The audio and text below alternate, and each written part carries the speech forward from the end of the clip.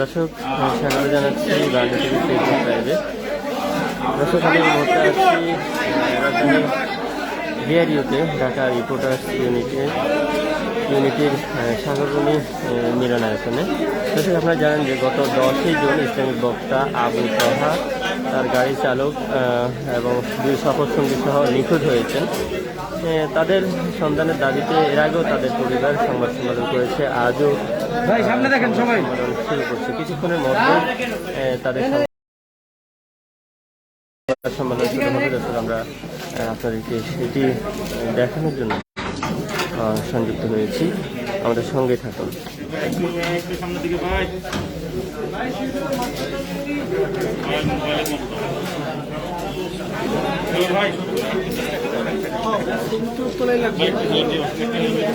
আমি ছবি দিয়ে চলবো।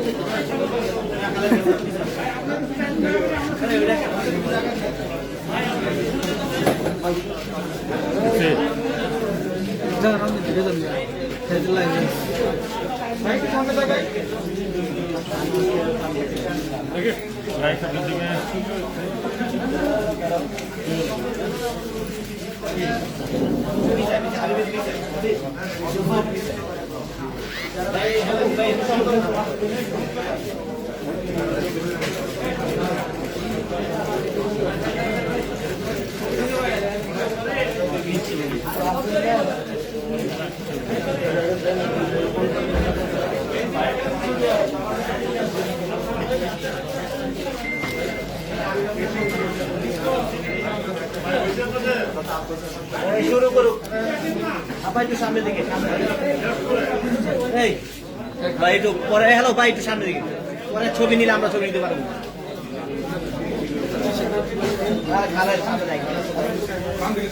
অল্প সময় শেষ করুন সামনের দিকে। আরে ভাই হ্যালো ভাই, পরে কথা বলেন, পরে আমাদের দৌড়াইবে এখান থেকে ছবি তুলতে পারবেন।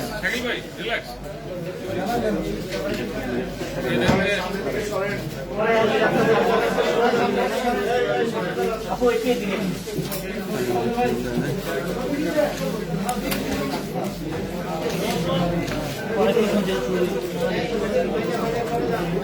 ওই মাইক্রোফোনটা সামনে দিয়ে দিয়ে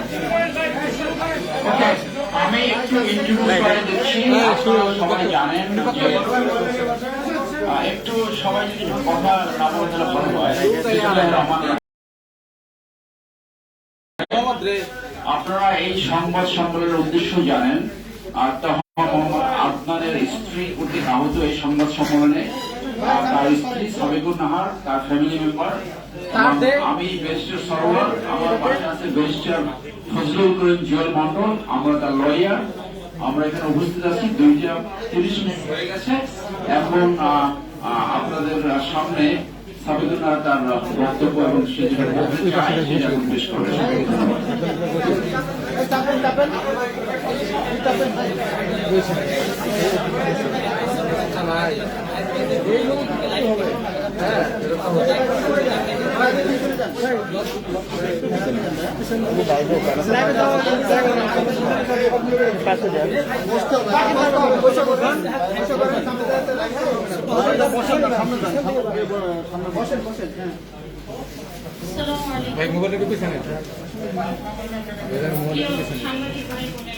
একটু সামনে থেকে আপনাদের আন্তরিকভাবে আমি আপনাদের কাছে কৃতজ্ঞ যে আপনারা এখানে আসছেন। আর আমি আপনাদের অঙ্গনের মানুষ, আমি অঙ্গনের মানুষ। আমি জানি না আপনাদেরকে কিভাবে সম্মান শ্রদ্ধা সম্বোধন করতে হবে, কিভাবে কথা বলতে হবে, কি বলতে হবে, কি আপনাদের নিয়ম, কি কানুন, আমি এগুলো কিছুই জানি না। শুধু একটা উদ্দেশ্যেই আমার এত দূরে আসা, সেটা হচ্ছে আমি আমার হাজবেন্ডের সন্ধান চাই। আর সেই ব্যাপারে আমি আপনাদের সার্বিক সহযোগিতা কামনা করছি। আপনাদের এই নিউজটা যেন প্রধানমন্ত্রী পর্যন্ত পৌঁছে যায়। আমি শুধু এতটুকুই চাই যে আমার হাজবেন্ড যেন ফিরে আসে অক্ষত অবস্থায়, আমার হাজবেন্ড যেন সুস্থ অবস্থায় ফিরে আসে। আমার মানবিক একটা আবেদন রয়েছে আপনাদের কাছে, আপনারা সবাই যদি এ ব্যাপারে সুস্থ হন, অবশ্যই অনেক অল্প সময়ের মধ্যে আমি তাদেরকে ফিরে পাবো। আমি মানসিকভাবে ভালো নেই, আমি শারীরিকভাবেও ভালো নেই, আমি আপনাদের সাথে সুসংগতভাবে সঠিকভাবে প্রত্যেকটা ওয়ার্ড আমি আপনাদের সামনে এক্সপ্লেইন করতে পারতেছি না। আমার ফিলিংস গুলো আমি তুলে ধরতে পারতেছি না। আমি জাস্ট শুধু ওনার সন্ধান চাচ্ছি। আপনারা এই ব্যাপারে আমাকে সার্বিক সহযোগিতা করবেন। আপনারা আমার পক্ষ থেকে মাননীয় প্রধানমন্ত্রীর নিকটে পৌঁছে দিবেন। আমি জানি উনি চাইলেই পারবেন, উনি চাইলে অনেক অল্প সময়ের মধ্যে পারবেন আমাদের কাছে আদনান সাহেবকে ফিরিয়ে দিতে। আমি একইভাবে একই সময়ে আমারই মতো একজন ভিকটিম তার নিকটে তার শরণাপন্ন হয়ে আমাদের মমতাময়ী মায়ের নিকট শরণাপন্ন হয়ে সে তার বিচার সুচারুরূপে অল্প সময়ের মধ্যে পেয়েছে। আমি এখানে কোনো বিচার কামনা করতেছি না। যদি আবু মোহাম্মদ আদনান ওর হাজবেন্ড সত্যিকার অর্থে কোনো রকমের অপরাধীর সাথে যুক্ত থাকে, রাষ্ট্রীয় আইনের বিচার করবেন। আমি সেখানে কিছুই বলবো না, আমার সেখানে কোনো রকম বলারও থাকবে না।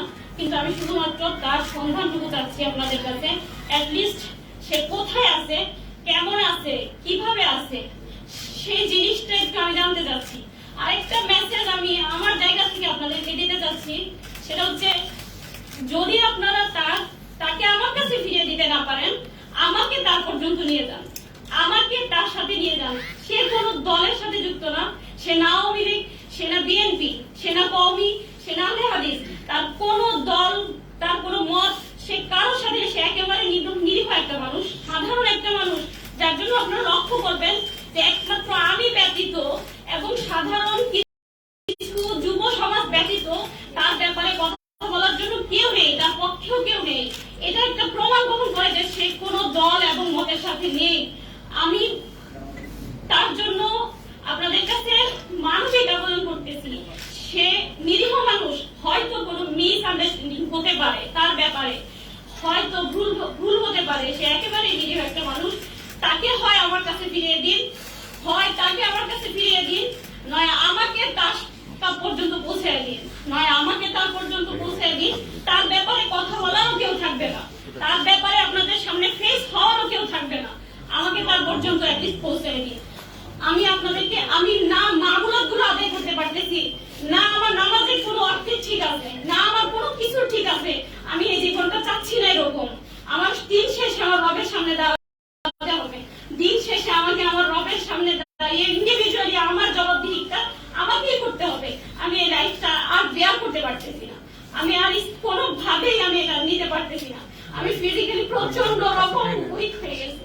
আমি হাত জোর করে বলবো আপনাদের কাছে, আমার এই নিউজটা আপনারা মাননীয় প্রধানমন্ত্রী পর্যন্ত পৌঁছায় দিন। আমি হাত জোর করে বলবো আপনারা প্রধানমন্ত্রীর কাছে আমার এই নিউজটা পৌঁছায় দিন। উনি যেন অতি সত্তর অনেক অল্প সময়ের মধ্যে ওনাকে আমাদের কাছে ফিরিয়ে দেন। উনি একেবারেই নিরীহ সাধারণ একটা মানুষ, ঠিক আমি যেমন, ঠিক উনি যেমন, ঠিক আমি যেমন, আমরা প্রত্যেকেই নিরীহ মানুষ। আমি কিছুই জানি না, আমি এই অঙ্গনের মানুষও না, আমি আবারও বলি আমি এই অঙ্গনের মানুষও না। তাই আমার কথায় যদি কোনো ত্রুটি বিচ্যুতি থাকে, কোনো ভুলভ্রান্তি আপনাদের দৃষ্টিগোচর হয়, আমি আপনাদের কাছে ক্ষমা প্রার্থী। আমি মানসিক ভাবেও ভালো নেই, আমি শারীরিক ভাবেও ভালো নেই। আমার পক্ষ থেকে আমি আপনাদের বোন, আমি ওনাকে অনেক ভালোবাসি, আমি আপনাদের বোন, জাস্ট আমি ওনাকে ফিরে পেতে চাই। আমি আপনাদের বোন, আপনারা সবাই আমাকে একটু হেল্প করবেন। আমি আপনাদের বোন, আমি আর এর বেশি কিছু আপনাদেরকে আমি বলতে পারতেছি না, আমি আর বেশি কিছু আর আপনাদেরকে বলতে পারতেছি না, আমি আর পারতেছি না, আমি জাস্ট কিছু পারতেছি না, আমি আর কিছু পারতেছি না। আমার পক্ষ থেকে প্রধানমন্ত্রী পর্যন্ত লেটার দেওয়া হয়েছে, আমি ডিবি কার্যালয়ে গিয়েছি, আমি সদর দপ্তর দিয়েছি, পুলিশ হেডকোয়ার্টার দিয়েছি, এবং প্রত্যেকের কাছে পক্ষ থেকে একটা লেটার পৌঁছে দেওয়া হয়েছে। আমি আসার আগে র্যাব হেডকোয়ার্টার থেকে র্যাবের ডিডি স্যারের সাথে দেখা করে এসেছি। উনি আমাকে আশ্বস্ত করেছেন যে আমাদের কাছে নেই, অ্যাটলিস্ট আমাদের কাছে থাকলে আমি আপনাকে ইনফর্ম করতে পারতাম, আমাদের কাছে নেই। আমি তার সার্বিক সহযোগিতা কামনা করে এসেছি যে আপনি আমাকে সাহায্য করেন। তিনি আমাকে আশ্বস্ত করছেন, তিনি তার নাম্বারগুলো রেখেছেন, তিনি বলেছেন যে আমরা দেখতেছি, যদি কোনো খবর পাই আমরা জানাবো। আমাকে প্রশ্ন করেছেন আপনি কি মনে করেন যে সে আমাদের প্রশাসনের কাস্টাডিতে আছে? আমি বলেছি না, আমি এমন মনে করে আপনাদের কাছে আপনাদের শরণাপন্ন হইনি, বরং আমি আপনাদের কাছে আপনারা পারবেন, আপনাদের সেই শক্তি আছে, সেই আশা নিয়ে আমি আপনাদের শরণাপন্ন হয়েছি। আপনারা চাইলে অনেক অল্প সময়ের মধ্যে সম্ভব, আপনারা চাইলে অনেক অল্প সময়ের মধ্যে সম্ভব। এমন একটা নিরীহ মানুষের উপরে কি জন্য এ ধরনের একটা অভিযান হবে? উনি তো একেবারেই সাধারণ মানুষ, উনি একেবারেই সাধারণ মানুষ। হয়তো কোনো ভুল বোঝাবুঝি হতে পারে, ওনাকে ফিরিয়ে দিন, আল্লাহর ওয়াজকে ওনাকে ফিরিয়ে দিন। আমাকে একটা সাউন্ড লাইফ লিড করার মতো একটা পরিস্থিতি তৈরি করে দিন। আমি কিছুই করতে পারতেছি না, আল্লাহর ওয়াজকে ওনাকে ফিরিয়ে দিন। আপনারা চাইলে অনেক কিছু অনেক সহজভাবেই সম্ভব। আমি আপনাদের কাছে আবারও ক্ষমা প্রার্থী যদি আমার কথার মধ্যে কোনো ভুল বিচ্যুতি আপনাদের দৃষ্টিগোচর করে থাকে। আমি আমার কথা শেষ করতেছি, এই মেসেজটুকু আমার পক্ষ থেকে আপনারা পৌঁছে দিবেন। আমি কথা শেষ করার আগে আপনাদেরকে আবারও ধন্যবাদ জানাচ্ছি। বোন, আমরা কি প্রশ্ন করতে পারবো? বোন,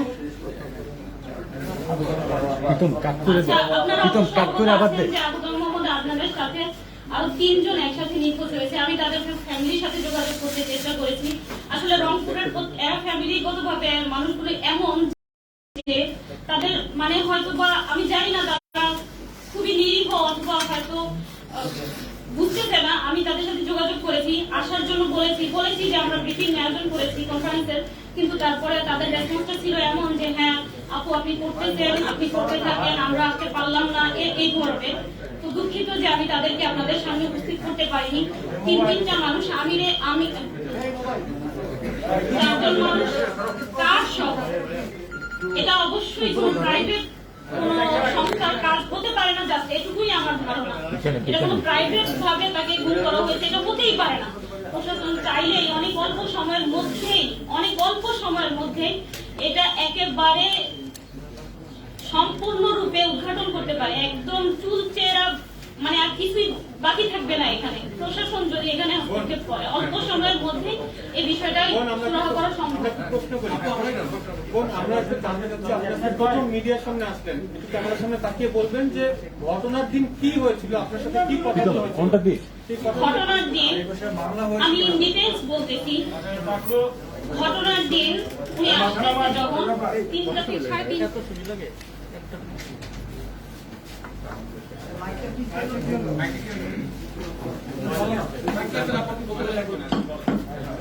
উনি 3:30টায় কি 3টা কি 3:30 আনুমানিক, আমি এক্সাক্ট টাইমটা বলতে পারছি না, তখন উনি বের হয়, রওনা করে তার বগুড়া একটা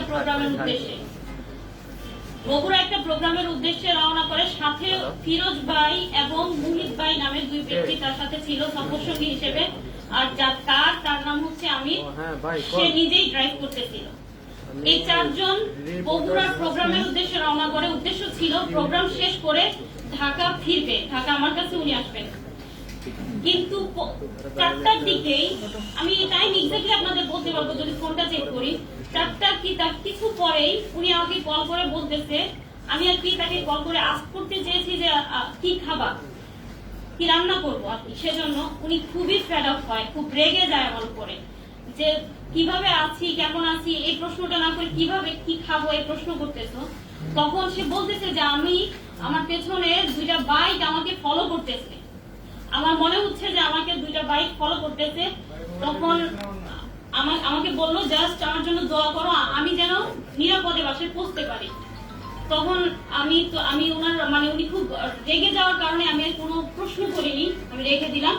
দেন কিছুক্ষণ পরে উনি নিজেই আমাকে আবার কল করে বলছে যে ঠিক আছে রান্না করো, আমরা 4 জন আসতেছি। হ্যাঁ আলহামদুলিল্লাহ, এখন আর বাইকগুলো দেখা যাচ্ছে না। কিছুক্ষণ বলতে তাও প্রায় 20 থেকে 25 কি আধা ঘন্টা পরে আর কি মানে আমাকে আবার বলতেছে যে এখন আর ওই বাইকগুলো দেখা যাচ্ছে না। তারপর এ পর্যন্ত মাঝখানে পথিমধ্যে ওনার সাথে আমার অসংখ্যবার কথা হয়, কতটুকু এলা কি আর কতটুকু এলা আস্ক করলেই এটা উনি সবসময় ওনার একটা অভ্যাস, উনি আমাকে একটা ম্যাপ স্ক্রিনশট দিয়ে পাঠায় দেয় হোয়াটসঅ্যাপে। তো ওই দিনও অনেকগুলো ম্যাপ শেয়ার করছে যখন যেখানে ছিল।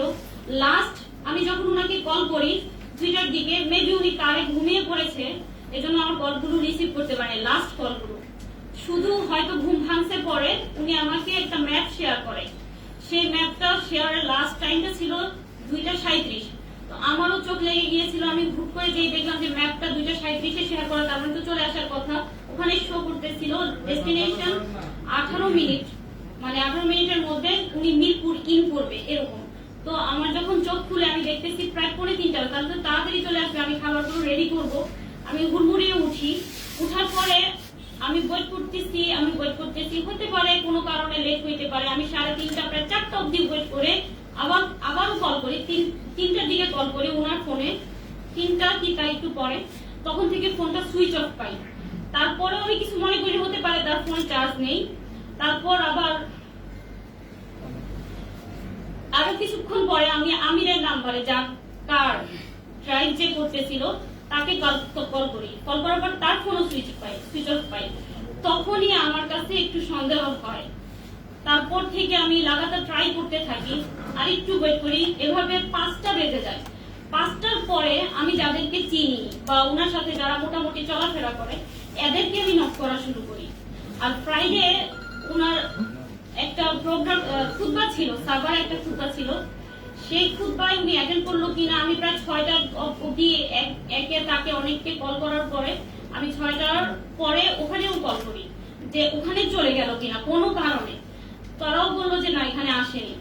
এই ছিল ঘটনা। দেন তারপরে আমি দারুস সালাম থানায় উদ্দেশ্যে রওনা হয়ে যাই, কারণ আমি যে দেখেছি ওখানে গাবতলী শো করতেছিল, সেজন্য। আমি দারুস সালাম থানায় যাওয়ার পরে তারা আমাকে বলে যে আপনার সব ডিটেলস গুলো নিল, আপনার সাহেবের সব নাম্বার সবকিছু নিল, নেওয়ার পরে বলতেছে যে আমরা লোকেশন জেনে দেন আমরা একটা আপনাকে জানাবো কিছু একটা। তারপর আমি জানতে চাইলাম অ্যাটলিস্ট কোথায় আছে, এটা ইনফরমেশনটা আমি কোথায় পাবো। তখন তারা আমাকে বললো যে আপনি এক কাজ করেন, ডিবির ওখানে যান, র্যাবের কার্যালয়ে যোগাযোগ করেন, তাদের পর্যন্ত গিয়ে আপনি জানার ট্রাই করেন যে আসলে উনি কোথায় আছে। আমি গেলাম। পরের দিন দারুস সালাম থানায় আমার সারাদিন লোক বসেছিল, একেবারে রাত অবধি। তারপর তারা বলতেছে যে না, এখানে লোকেশনটা এখানে না, তাই তারা এখানে জিডি নিতে পারবে না। যদি জিডি করতেও হয় তো যেন পল্লবী গিয়ে করি। তো পল্লবী যাওয়ার পরে তারাও বিষয়টা আমলে নেয়নি, একই কাহিনী করলো যে আমি লোকেশন দেখবো, দেন আমরা জানাবো। সেম আমি ওভাবে বসে থেকে চলে আসি। তারপর আবার লাস্ট আমি কিবার আমার কাছে দিন রাত সব সমান, 23 তারিখ সব সমান, আমি এখনো বলতে পারবো না আজকে কত তারিখ কিংবা আজকে কি বার। তো আমি তারপর পল্লবী থানায় মেবি গতকালের আগের দিন রাতে আমি গিয়ে ওনার একটা পার্সোনাল নাম্বার আছে, এটা শেয়ার করি যে স্যার আমার একটা ভুল হয়ে গেছে, পাবলিকটা দিয়েছিলাম, পার্সোনালটার কথা আমি ভুলে গিয়েছিলাম। এই পার্সোনালটা দেওয়ার পর ওইটা থেকে তারা বললো, ওটা দেখে ওটার লোকেশনের কথা বলেনি, তাৎক্ষণিকই ততদিনে হয়তো মিডিয়ায় বিষয়টা চলে আসছে। গত পরশু রাতে তাৎক্ষণিক তারা একটা অভিযোগ নেয়।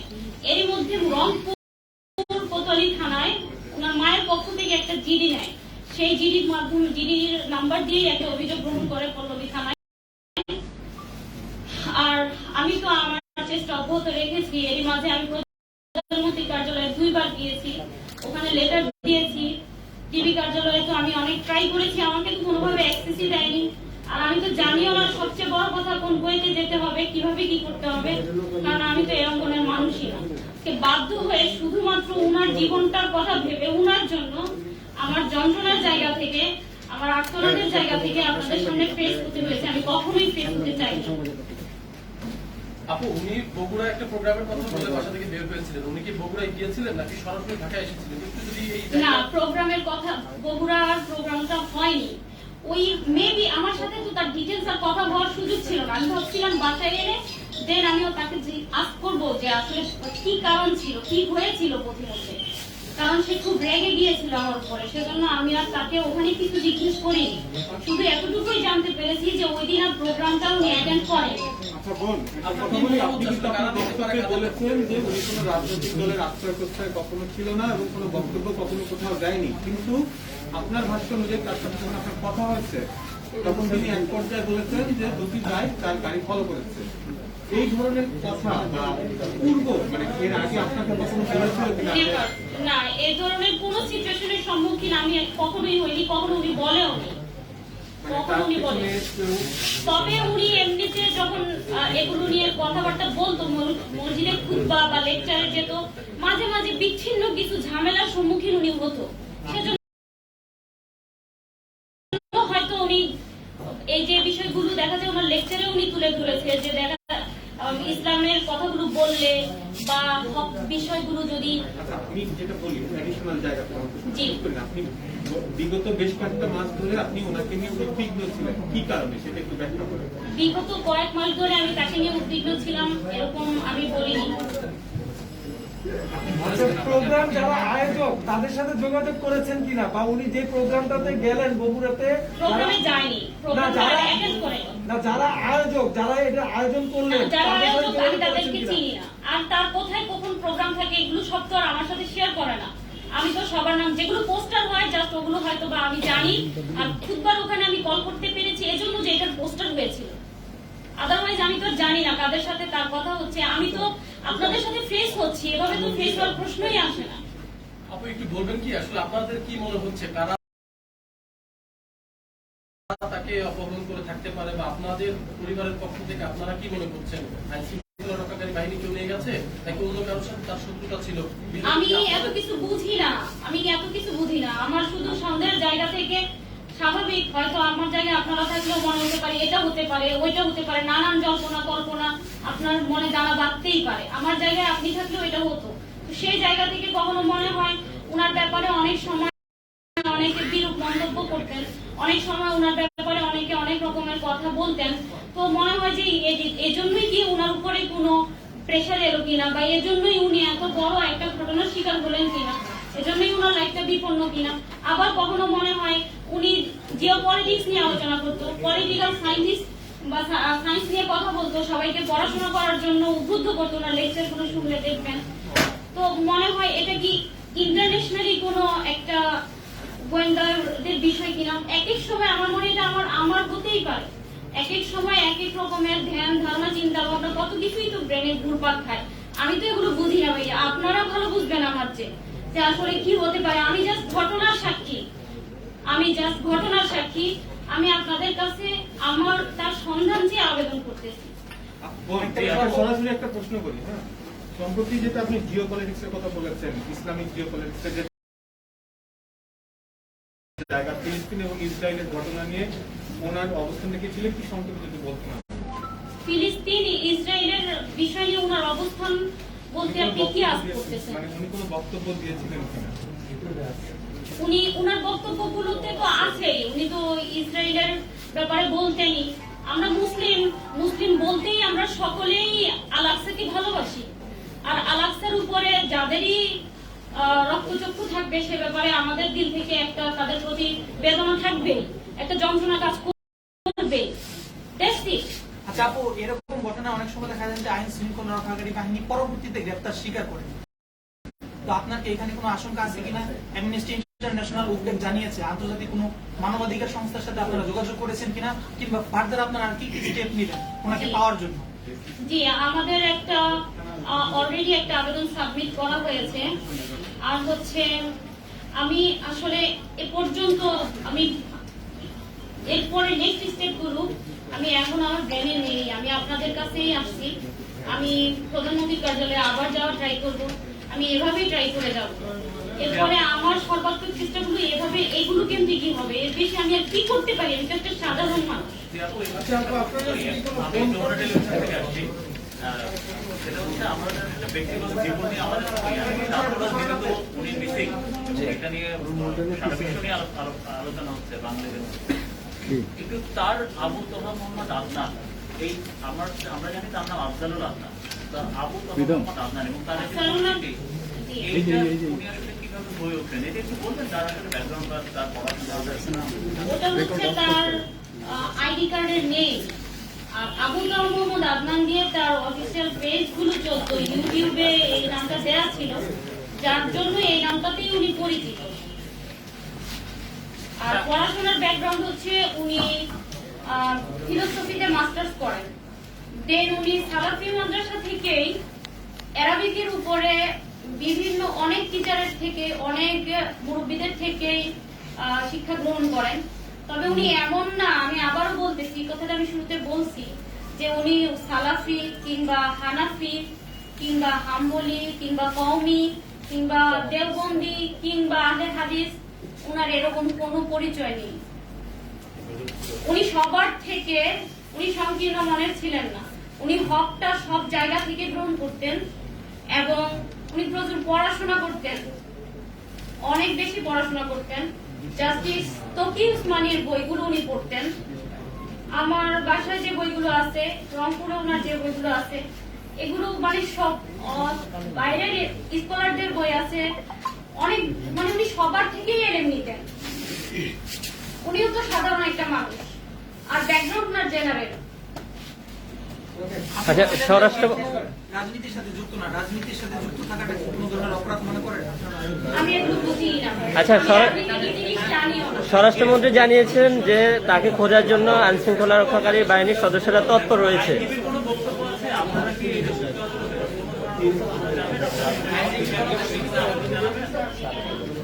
ভাইয়া সরোয়ার ভাইয়ের কাছে আমার একটা প্রশ্ন। সরোয়ার ভাই, আপনি যদি একটু বলতেন যে যদি পুলিশ সময় মতো ব্যবস্থা নিত তাহলে কি তাকে আরো দ্রুত উদ্ধার করা সম্ভব ছিল? কারণ ওনার স্ত্রী গেছেন, খুঁজেছে, যাওয়া পায় নাই, একদিন গেছে, 2 দিন গেছে, 3 দিন, প্রায় 1 সপ্তাহ পরেছে। সময় মতো যদি ওনারা এখানে করতে না। দ্বিতীয় প্রশ্ন হচ্ছে, আপনি নিশ্চয়ই এই আমিন বাজার গাবতলীটা ভালো মতো জানেন একজন সাবেক সেনা কর্মকর্তা হিসেবে। খুবই গুরুত্বপূর্ণ একটা স্থাপন জায়গা এবং সেটা সবসময় সেখানে পুলিশ, নিরাপত্তা বাহিনী, সিসিটিভি ক্যামেরা এরকম বিভিন্ন আয়োজন দিয়ে এই আমিন বাজার জায়গাটা এবং ব্রিজটা, আমিন বাজার ব্রিজটা ঘেরা থাকে। এরকম একটা স্পর্শকাতর জায়গা থেকে একজন ব্যক্তি নয়, 4 জন ব্যক্তি, একটি গাড়ি এইখান থেকে মিসিং হয়ে যাওয়াটা কি রাষ্ট্রের কতটা ব্যর্থতা বলে মনে করেন? দেখুন, এটা আমি শুরুতেই বলেছি যে অত্যন্ত উদ্বিগ্নের কারণের জায়গাটা এইটা যে শুধু একজন ব্যক্তি না, 4 জন ব্যক্তি একটি গাড়ি সহ। প্রাইভেট কোন শত্রু বা কোন এগ্রিভ পার্সনের পক্ষে এটা কোনোভাবেই সম্ভব নয়। রাষ্ট্র বা আইন শৃঙ্খলা বাহিনী যদি দ্রুত ব্যবস্থা নিত তাহলে এটা ডেফিনেটলি উদ্ধার করা সম্ভব। আমি ছোট্ট একটা উদাহরণ দিয়ে বলি। আপনাদের মনে আছে অ্যাডভোকেট রেজওয়ানার হাজবেন্ড কিডন্যাপ হয়েছিল নারায়ণগঞ্জ থেকে, সেইটা পরে মিটমাট হয়ে যায়, কোন আইন শৃঙ্খলা বাহিনী ব্যবস্থা নেয় না। একই দিনে একটি শিশু কিডন্যাপ হয়েছিল, পুলিশ দ্রুত সেই শিশুটাকে উদ্ধার করতে পারে। আমাদের পুলিশ অনেক এফিশিয়েন্ট, তারা বিদ্যুৎ গতিতে ব্যবস্থা নিতে পারে, যেটা পরিমণির ব্যাপারে নিয়েছে। পরিমণি নিজেই স্টেটমেন্ট দিয়েছে যে বিদ্যুৎ গতিতে তারা কাজ করেছে।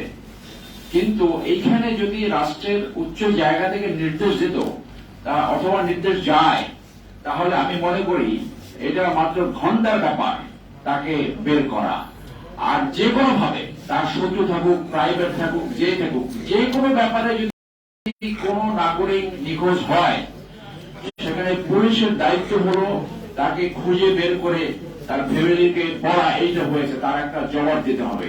এইটা পুলিশের অব্লিগেশন। কিন্তু যখনই আমাদের সন্দেহের সৃষ্টি এখানে হয়, যখন পুলিশ দায় সারা জবাব দেয় অথবা স্কিপ করতে চায়, এই থানা না, ওই থানা না, ওই থানা না, এবং একটা দায় গোছান। যেমন আজকে স্বরাষ্ট্রমন্ত্রী গতকালকে বোধহয় আজকে আনসার একাডেমিতে একটা আনসারদের পাসিং আউট প্যারেডে বলছে আমরা গুরুত্বের সাথে দেখছি।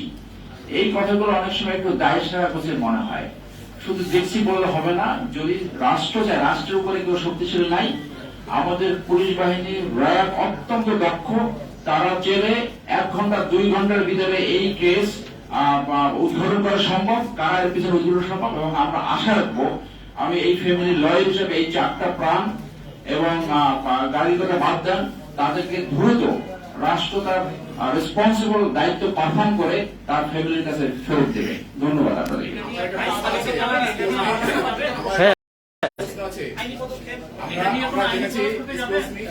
আমি একটা কথা বলি যে আমরা জেনেছি যে আদনান সাহেব তার বক্তৃতায় যেসব প্রশ্নগুলো উত্থাপন করতেন সবসময় সেটা হচ্ছে জুদাইজমের বিরুদ্ধে, সেটা হচ্ছে যে এবং হচ্ছে সেটা জুদাইজমের বিরুদ্ধে এবং ইহুদিজমের বিরুদ্ধে। আমরা জেনে থাকি যে ইহুদিজমের বিরুদ্ধে কথা বলতে সারা পৃথিবীতে তারা তাদের গোয়েন্দা সংস্থা যে মুসাদ, তারা সে ভয়ঙ্কর হচ্ছে পাওয়ারফুল।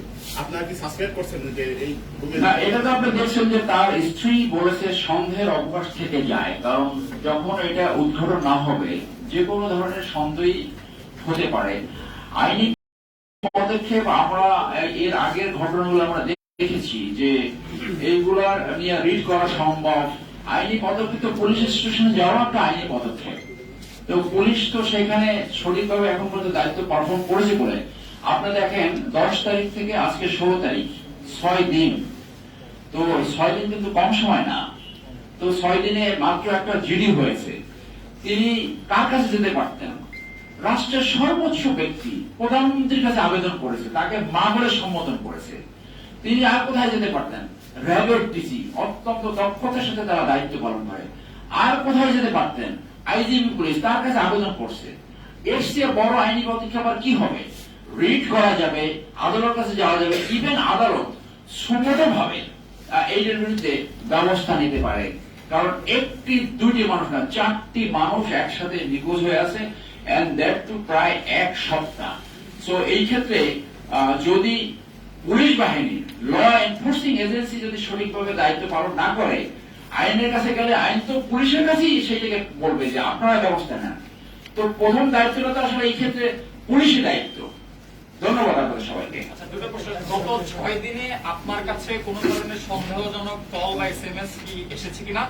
আর আপনি সবশেষ ওই দিন মানে বৃহস্পতিবার রাত 2:37 যে লোকেশনটি পেয়েছেন সেটা যে কেউ শেয়ার করতে পারে, আমি তার ফোন নিয়ে আমি করতে পারি। তার সাথে আপনার মানে স্বামীর সাথে আপনার সবশেষ ভয়েস কল আমার দেখতে হবে, 1টা বাজে হবে। আচ্ছা, আরেকটা প্রশ্ন।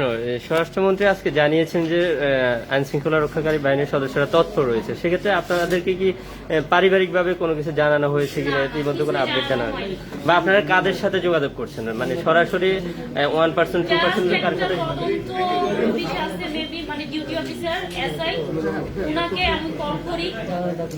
আর কোন উপর লেভেলের কারোর সাথে আপনার যোগাযোগ নেই? আমি শুধু সর্বশেষ আমার প্রিয় ইলেকট্রনিক অ্যান্ড প্রিন্ট মিডিয়ার ভাই বোনদের, সাংবাদিক ভাই বোনদের বলবো, ন্যায় বিচার পাওয়া অনেক কঠিন। আপনারা যেখানে সরব থেকেছেন সেইখানে ন্যায় বিচার নিশ্চিত হয়েছে, ভিকটিম রিমেডি পেয়েছে। উদাহরণস্বরূপ নারায়ণগঞ্জের 7 মার্ডার। আপনাদের প্রোঅ্যাকশন, আপনাদের প্রচেষ্টা এই সাবিকুন্নাহর যে আজকে সংবাদ সম্মেলন তার বড় ধরনের উপকার হতে পারে, তার প্রিয়জনকে তারা খুঁজে পেতে পারে। এবং এইখানে আপনারা 4র্থ স্তম্ভ রাষ্ট্রের আপনারা আজকে সবাই হাজির হয়েছেন, সবাইকে অশেষ ধন্যবাদ। আপনারাই পারেন এই বিচারে তার প্রিয়জনকে ফেরত পেতে বড় ধরনের ভূমিকা রাখতে। দর্শক, এই ছিল ঢাকা রিপোর্টার্স ইউনিটির সাগরবনী মিলনায়তন থেকে সর্বশেষ। আপনারা জানেন যে স্থানিক বক্তা আবু তাহা আদনানকে গত 10ই জুন থেকে তিনি তার 4জন সফরসঙ্গী সহ রংপুর থেকে ফেরত আসার সময় তিনি সফরসঙ্গী সহ নিখোঁজ হন। এরই ধারাবাহিকতা তার পরিবার তাকে সন্ধানের জন্য বিভিন্নভাবে প্রচেষ্টা চালিয়ে যাচ্ছে, এবং সেই প্রচেষ্টা ব্যর্থ হয়ে মূলত আজকে তারা এখানে সংবাদ সম্মেলন করেছে।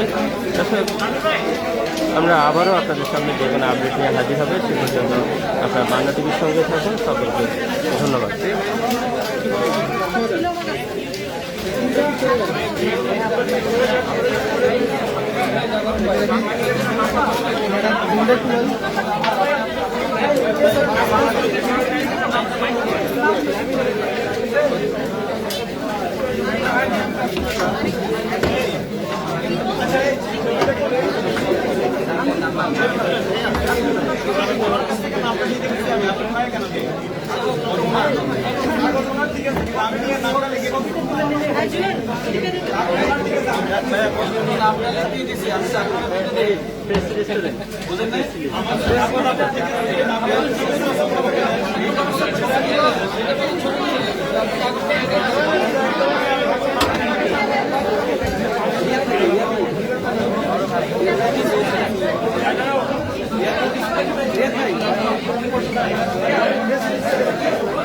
ভাই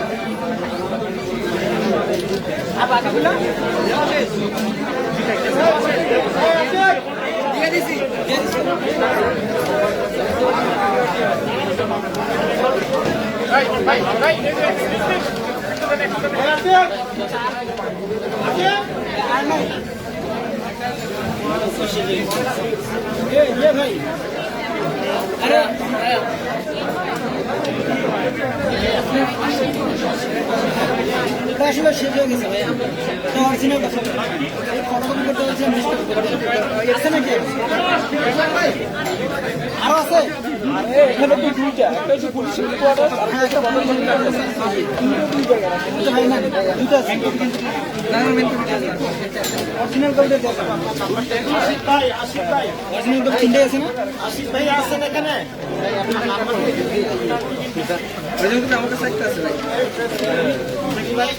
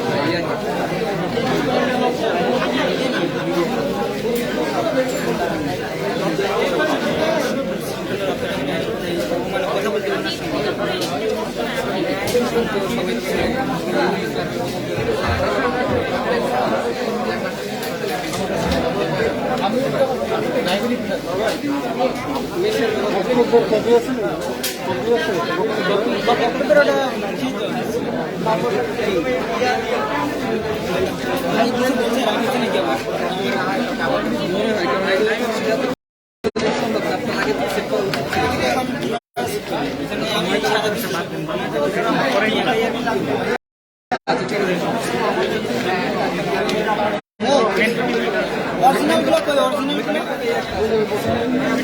শুভ ভাই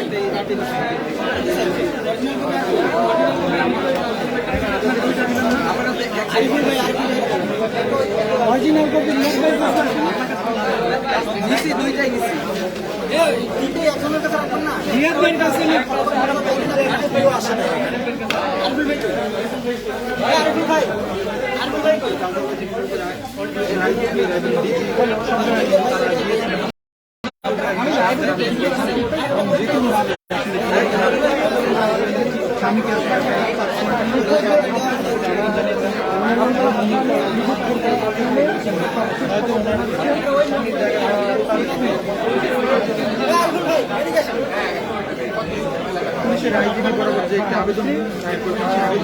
আমার কথা কিন্তু লিখিত লিখো আমি এখন লাইভে ঢুকে যাবো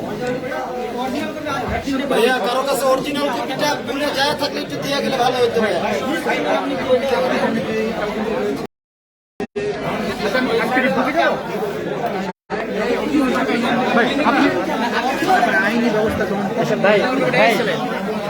ভাই এই স্বরাষ্ট্রমন্ত্রী যেটা জানিয়েছেন যে ওনারা তৎপর রয়েছে, সেক্ষেত্রে আপনারা ঊর্ধ্বতন কাদের সাথে যোগাযোগ মেনটেন করতেছেন? স্বরাষ্ট্রমন্ত্রী তো কিছুক্ষণ আগে জানিয়েছেন যে ওনারা আইন শৃঙ্খলা রক্ষাকারী বাহিনীর সদস্যরা এই বিষয়ে তৎপর রয়েছে তাকে উদ্ধারের বিষয়ে। আপনারা কাদের সাথে যোগাযোগ মেনটেন করতেছেন বা কাদের সাথে যোগাযোগ করছেন? প্রশাসনের কাদের সাথে যোগাযোগ মেনটেন করতেছেন? তাকে উদ্ধারের বিষয়ে আপনারা প্রশাসনের কার সাথে যোগাযোগ মেনটেন করতেছেন? প্রশাসনের সাথে হ্যাঁ, থানায় গেছে, মিরপুর থানায় মামলা নেয় নাই, দারুসামা নাই, শুধু রংপুরে এটা চিঠি হয়েছে, শুধু আর প্রধানমন্ত্রীর কাছে এখন পর্যন্ত কোনো মামলা হয় নাই। মামলা নেয় তো নাই, নেয় নেই মামলা। তারা থানায় গেছে, থানায় কোনো সাহায্য করেনি। দারুসালাম থানায় গেছে, মামলা নেয় নাই, মিরপুর থানায় গেছে, মামলা নেয়নি। রংপুরে রংপুরে একটা চিঠি হয়েছে। এই যে আপু, ঢাকায় এখন এই যে আপু, জিডি করার জন্য গিয়েছিলাম, তারা আমাদেরকে বলছে এখানে হবে না, টিভিতে খোঁজ নেন, ট্যাবে খোঁজ নেন, দেন চাইলে আপনি এই যে আপু, আরেকটা কপি আছে অরিজিনাল ভাইয়া কারো কাছে ভিউ থাকলে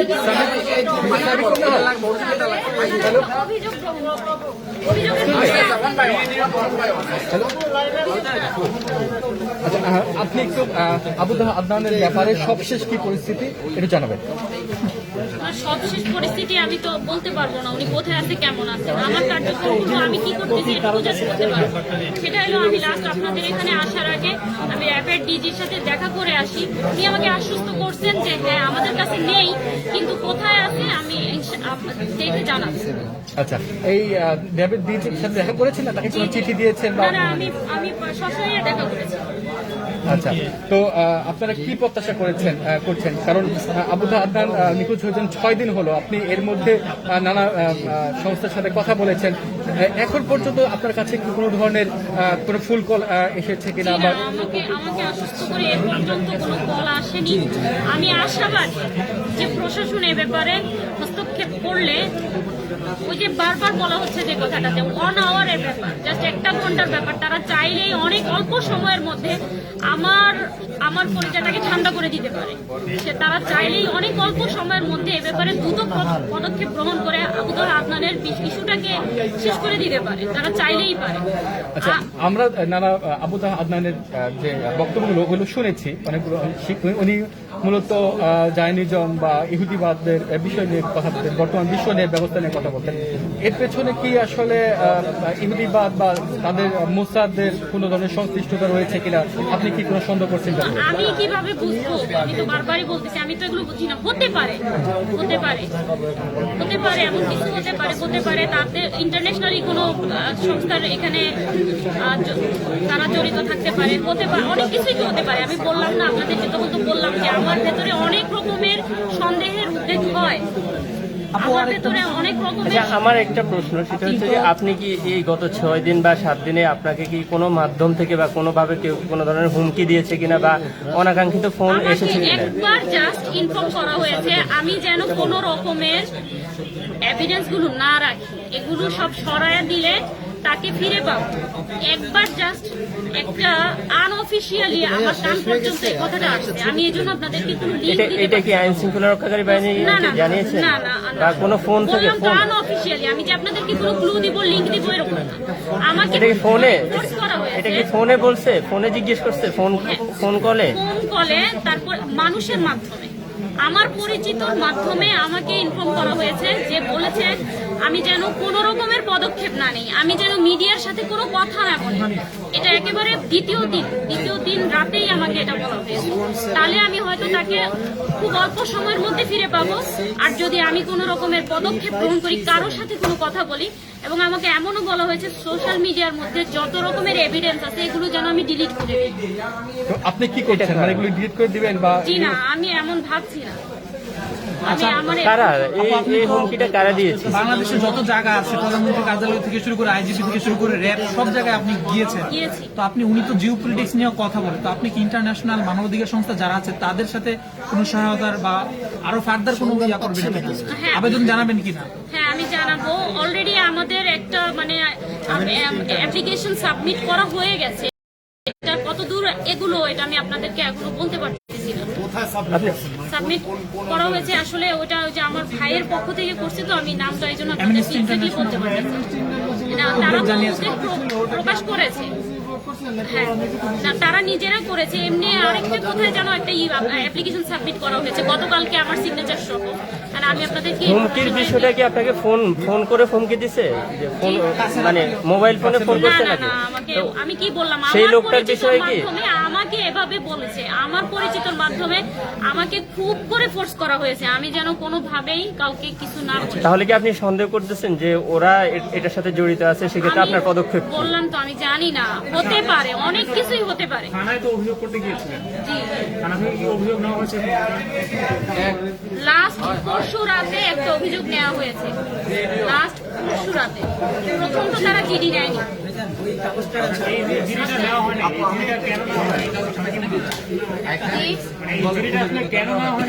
আমি তো আইনি প্রক্রিয়া বুঝি না ভাই, আমি কিভাবে অ্যান্সার করবো? কেন নেয়নি এগুলোর উত্তর তারা দিতে পারবে। আমি প্রধানমন্ত্রী কার্যালয়ে চিঠি পাঠিয়েছেন, তাদের সাথে কথা হয়েছে বা কোনো ধরনের পদক্ষেপ নিচ্ছে তারা এই বিষয়ে কিছু জানেন? আমি তাদের সাথে কথা বলেছি, তারা কোনো পদক্ষেপ নিচ্ছে কিনা আমি জানি না। আমি গতকালও গিয়েছি যে আমাকে গিয়ে 1 মিনিটের জন্য একটু কোনো দেখা করতে দেয়া যায়, তারা বলছে এটা অসম্ভব। আমি বললাম তাহলে বলে চিঠি দেন, আমি বললাম আমি গতকালকে চিঠি দিয়ে গেছি, মানে গতকালকে বলছি গতকাল আমি চিঠি দিয়ে গেছি। আমার আমি বলে তাহলে ঠিক আছে ওয়েট করেন। তো আমি বললাম আচ্ছা আমাকে কি কোনো রকমের একটু আইডিয়া দেওয়া যায় যে কতদিন লাগতে পারে প্রধানমন্ত্রী পর্যন্ত রিচ করতে। তখন ওখানের ওই রিসিপশনের একটা লোক জানালো, বলে আমি 3.5 বছর ধরে এখানে জব করি, তা আমার অভিজ্ঞতার আলোকে আমি কখনো দেখিনি এই চিঠির দ্বারা কখনো প্রধানমন্ত্রী পর্যন্ত রিচ করা যায়। সে এটা আমাকে জানালো। সে আমাকে বলছে, তাহলে আমি জিজ্ঞেস করলাম প্রসেসিংটা কি, তাহলে আমি আমার আবেদনটা আমি আমার মায়ের কাছে পৌঁছাবো, আমি তার সন্তান, আমি এদেশের সন্তান, আমার যন্ত্রণাগুলো আমি তার কাছে ব্যক্ত করব, আমার চাওয়াটা আমি তার কাছে ব্যক্ত করবো, এটার প্রসেসিংটা কি, তাহলে আমি কি এতটুকু অধিকার রাখি না এদেশের নাগরিক, আমি তার সন্তান হিসেবে তার পর্যন্ত পৌঁছানোর অধিকার রাখি না? প্রসেসিংটা কি আমাকে বলবেন তো। তখন তারা খুব গাছের ভাবে এভাবে যান ওভাবে যান, একে বলেন তাকে বলেন, কাউন্সিলরকে বলেন, এমপি কে বলেন, এভাবে বলছে। আমি কি আর কোথায় দৌড়াবো? আপনারা একটু বলেন, আমি একা দেখতেছেন, আমি আপনাদের বোন, আমি আর কোথায় দাঁড়াবো, আর কোথাও দৌড়াবো? আমার গলা দিয়ে কথা বেরোয় না, আমার বলতে হচ্ছে, আমি বলতেছি, আমার লড়তে হচ্ছে, আমি লড়তেছি। আমি জানি না যে আমি আর কতক্ষণ এটা সামনে এগিয়ে নিয়ে যেতে পারবো। আপু আমি আরো 4 দিন আগে একটা নিউজ করেছিলাম, তখন মিরপুর জোনের এডিসির সাথে আমার কথা হলো। তারা বললো যে মোবাইলের সর্বশেষ কল রেকর্ড নিয়ে তারা এটাকে আইডেন্টিফাই করার চেষ্টা করবে। তো এই বিষয় কি পরবর্তীতে বা কোনো আমাকে কেউ কিছু জানায় না, আমাকে কেউই কিছু জানায় আচ্ছা এখনো জানাই না, আমাকে কেউই কিছু জানায়, আমি কিছুই জানি না। আমি শুধু এই যে আপনাদের মাধ্যমেই লড়ে যাচ্ছি। আচ্ছা আমি শুধু আমার ভালোবাসার জায়গা থেকে, আমার ভালোবাসার শক্তি থেকে, আমার মোহাব্বতের জায়গা থেকে আমি দৌড়ে যাচ্ছি, আমি দাঁড়িয়ে আছি, আমি কথা বলতেছি, আমি দৌড়াচ্ছি। আরেকটু বিষয়ে, যখন রংপুর থেকে রওনা দেয় একটা সময় আপনাকে আদনান সাহেব বলেছিলেন যে আমাকে মনে হচ্ছে একটা বাইক ফলো করছে, এই বিষয়টা তখন রংপুরেই কি ছিল নাকি তখন রংপুরই ছিল? আচ্ছা, দুইটা বাইক রাত্র একটার সময় না না, এটা যখন উনি বের হয় তখন উনি বললেন আমাকে বাসা থেকেই ফলো করছে, বাসা থেকেই ফলো করছে, এরকম বলতেছি। কিন্তু একটা সময় পরে সে আমাকে আবার কল করে বললো যে না আর দেখতেছি না। জি বলতেছে যে ওটা আমি লাস্ট আমি যে আরেকটা পার্সোনাল নাম্বার ওনার সাথে আমার কথা হয়েছে, ওই নাম্বারটা আমি গত রাতে পল্লবীতে দেওয়ার পরে তারা কিন্তু একটা অলরেডি যমুনা টেলিভিশন না কোথায় যেন একটা নিউজ করেছে, দেখলাম যে তারা গাবতলী এবং আরেকটা জায়গার নাম বললো, আমি মাত্র আসার পথে দেখতেছিলাম, সেগুলো ভালোভাবে করতে পারিনি। এর মাঝামাঝি তাকে পাওয়া গেছে, মানে তার এইটা লাস্ট লোকেশনটা পাওয়া গেছে, এরকম একটা নিউজ করেছে তারা, দেখেন আপনারা। জি আচ্ছা, দর্শক এই ছিল ডিআরইউর মিলনায়তন থেকে আপনাদেরকে এতক্ষণ দেখাচ্ছিলাম আবু তাহা মোহাম্মদ আদনানের স্ত্রীর যে ব্রিফিং এবং ব্রিফিং পরবর্তী যে সাক্ষাৎকার সেটি আপনাদের